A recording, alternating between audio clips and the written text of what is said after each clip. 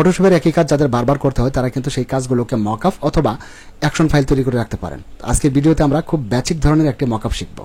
এখানে একটি ফ্রেম দেখতে পাচ্ছেন। এই ফ্রেমের ভিতরে যদি আপনি এরকম কোন একটা ছবি দিয়ে এই ফ্রেমটাকে সাজাতে চান, এই ফ্রেমের ভিতরে যদি ছবিটাকে বসাতে চান আপনি অনায়াসে বসাতে পারবেন, কোনো সমস্যা নেই। কিন্তু কখনো আপনার এই ছবিটা বসানোর প্রয়োজন হতে পারে, অথবা কখনো এখান থেকে এই ছবিটা বসানোর প্রয়োজন হতে পারে, অথবা কখনো ধরুন এই ছবিটা বসানোর প্রয়োজন হতে পারে। আপনার বারবার একই কাজ করার কোনো প্রয়োজন নেই। আপনি এগুলোকে যদি মকআপ হিসেবে সেভ করে রাখেন তাহলে কিন্তু একই কাজ আপনাকে বারবার করতে হচ্ছে না। তো চলুন আমরা একটি বেসিক ধরনের মকআপ কিভাবে তৈরি করতে পারি। দেখুন আমার এখানে আপনারা লেয়ার প্যানেলে দেখতে পাচ্ছেন আমার একটি মাত্র লেয়ার। এবার আমি নতুন করে একটা লেয়ার তৈরি করব। তো ক্রিয়েট নিউ লেয়ার আইকনে ক্লিক করে আমি নতুন করে একটা লেয়ার তৈরি করে নিলাম। নতুন একটি লেয়ার তৈরি করার পরে এবার আমি টুল প্যানেল থেকে রেক্টেঙ্গেল মার্কি টুলটাকে সিলেক্ট করে নেব। ঠিক এরকম আমি এই অংশটুকু এইভাবে মার্ক করে নিলাম।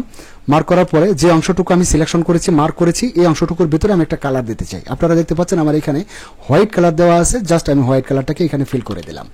এবার এই সিলেকশনটাকে আমি ডিসিলেক্ট করে দিচ্ছি কিবোর্ড থেকে কন্ট্রোল ডি বাটন প্রেস করে। ডিসিলেক্ট করার পরে এবার প্রথমেই আমাদের যে কাজটা হলো, এই যে লেয়ারটি আমরা তৈরি করেছি এটাতে মাউসের রাইট ক্লিক করে এটাকে আমরা কি করব, কনভার্ট টু স্মার্ট অবজেক্ট করে দেব। কনভার্ট টু স্মার্ট অবজেক্ট করার পরে এবার আমরা যাব এফএক্স আইকনে, লেয়ার স্টাইল আইকনে যাওয়ার পরে আমরা ব্লেন্ডিং অপশনে ক্লিক করব। আপনারা এখানে দেখতে পাচ্ছেন আন্ডারলাইনিং যে অপশনটি আছে, এখান থেকে অল্ট বাটন চেপে ধরে এই স্লাইডারটিকে বাক করে আমরা এটাকে একটু ডাউন করে দিলাম। আচ্ছা, এতটুকু ডাউন করে দিলাম, হিট ওকে। এবার আমরা কিবোর্ড থেকে কন্ট্রোল টি বাটনে প্রেস করব। কন্ট্রোল টি বাটনে প্রেস করে এটাকে ফ্রি ট্রান্সফর্ম করে নিলাম। তারপর এই ফ্রি ট্রান্সফর্মের মধ্যে মাউসে রাইট ক্লিক করে এটাকে আমরা ডিস্টোর্ট করে দেব। ডিস্টোর্ট করার পরে এবার এই কর্নারগুলোকে সঠিকভাবে বসানোর চেষ্টা করেন। যদি আপনি এগুলোকে সঠিকভাবে বসাতে না পারেন তাহলে অবশ্যই একটু জুম ইন করে নেবেন। জুম ইন করার পরেও যদি আপনি সঠিকভাবে দেখতে না পারেন তাহলে অপাসিটিটাকে একটু ডাউন করে দেন। এইভাবে অপাসিটিটাকে ডাউন করে দিয়ে জাস্ট এই কর্নারগুলোকে আপনি কর্নারে সঠিকভাবে বসানোর চেষ্টা করেন। ঠিক এইভাবে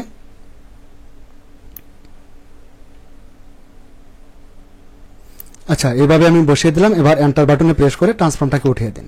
ট্রান্সফর্মটাকে আমরা উঠিয়ে দিলাম। এবার আপনি অপাসিটিটাকে আবারও আপ করে দেন। এখন আমাদের কাজ এখানে মোটামুটি শেষ। আমরা যদি চাই এটাকে সেভ করে রাখতে পারি, কিবোর্ড থেকে কন্ট্রোল এবং শিফট বাটন চেপে ধরে অ্যাজ বাটনে প্রেস করতে পারেন, অথবা ফাইল থেকে সেভ এসেও ক্লিক করতে পারেন। আমি ডেস্কটপে সেভ করে দিয়েছি। ধরুন এটার নাম দেব আমি ফ্রেম। আমি এটার ফ্রেম নাম দিয়ে সেভ করে দিচ্ছি। এটা দেখুন এই যে পিএসডি ফরম্যাটে এটাকে আমরা সেভ করে দেব। পিএসডি ফরম্যাটে এটাকে আমরা সেভ করে দিচ্ছি। সেভ বাটনে ক্লিক করুন, হিট ওকে। এটা সেভ হয়ে গেল আমাদের। আপনি নেক্সট টাইম যখন এটা ওপেন করবেন তখন কিভাবে ব্যবহার করবেন এখন দেখে নিন। এই যে দেখতে পাচ্ছেন এখানে কনভার্ট টু স্মার্ট অবজেক্টের যে লেয়ারটা থাকবে এই লেয়ারের মধ্যে মাউসে ডাবল ক্লিক করে দেবেন। মাউসে ডাবল ক্লিক করলে এটা নতুন করে আরেকটা উইন্ডো নিয়ে ওপেন হয়ে যাবে। এখন আপনি মুভ টুলটাকে নেন। মুভ টুলটাকে নেওয়ার পরে এখান থেকে ধরুন আমি এই ছবিটাকে দিয়ে ফ্রেমটাকে ফিল আপ করতে চাই। ছবিটা কিছুটা বড় আছে না, আমি একটু রিসাইজ করে নিচ্ছি কিবোর্ড থেকে কন্ট্রোল টি বাটন প্রেস করে। ঠিক এইভাবে আমি একটু রিসাইজ করে নিলাম। হ্যাঁ, এতটুকু হলেই হবে। আচ্ছা, এন্টার বাটনে প্রেস করে দিলাম। এখন আমাদের কাজ হলো কিবোর্ড থেকে কন্ট্রোল এস বাটনে প্রেস করা। কিবোর্ড থেকে কন্ট্রোল এস বাটনে প্রেস করার পরে এই উইন্ডোতে ক্লিক করে দেখুন ছবিটা এখানে সুন্দরভাবে সেট আপ হয়ে গেছে। আচ্ছা, ধরুন আপনি অন্য একটি ছবি দিতে চান, আমি এটা দিচ্ছি। আপনি এটার উপরে বসান, কন্ট্রোল এস। দেখুন এই ছবিটাই এখানে কত সুন্দরভাবে সেট হয়ে গেছে। আপনি যদি এই ছবিটাও দিতে চান এটা এখানে বসান, আবারও কিবোর্ড থেকে কন্ট্রোল এস বাটনে প্রেস করুন। দেখুন ঠিক এইভাবে আমরা লং টাইমের একটা কাজকে খুব অল্প সময়ের মধ্যে করতে পারি।